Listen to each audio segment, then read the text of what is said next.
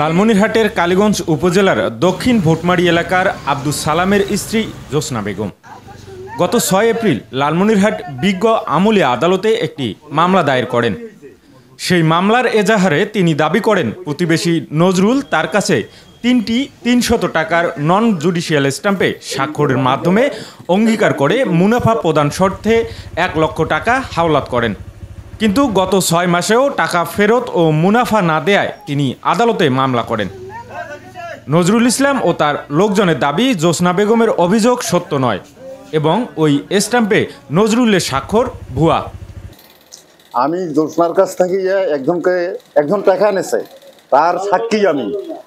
হেলাল নামে যে লোক টাকা নেছে তার নাম হেলাল, 60,000 টাকা দিয়েছে, স্ট্যাম্প করিয়ে টাকাটা তাকে দেওয়া হয়েছে, আমি সাক্ষীটাতে। এখন হেলাল আর জোসনায় কিছু কথার কাটাকাটি হওয়ার কারণে জোসনা বাইরে বাইরে আমার কাছে জাল স্ট্যাম্প করে জাল সই দেখাইয়া আমার নামে 1 লক্ষ টাকার মামলা করে কোর্টে। এটা সম্পূর্ণটা নজরুলের বিরুদ্ধে যে মামলা করেছে সম্পূর্ণটা মিথ্যা। এটা অনেকবারই করে এইরকম মামলা, ওই মহিলা আরো অনেকবার এর সাথে মামলা করছিল।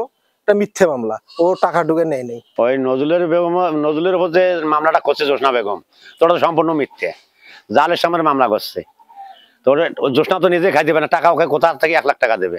জাল স্ট্যাম্প, টাকা নেই কোনো, এটা মিথ্যে মামলা করছে। এ বিষয়ে কথা বলতে জোসনা বেগমের বাড়ি গেলে ওই পরিবারের কেউ এ নিয়ে কথা বলতে রাজি হয়নি। তবে স্থানীয় জনপ্রতিনিধিরা বলছেন দুই পরিবারের মধ্যে ভালো সম্পর্ক ছিল।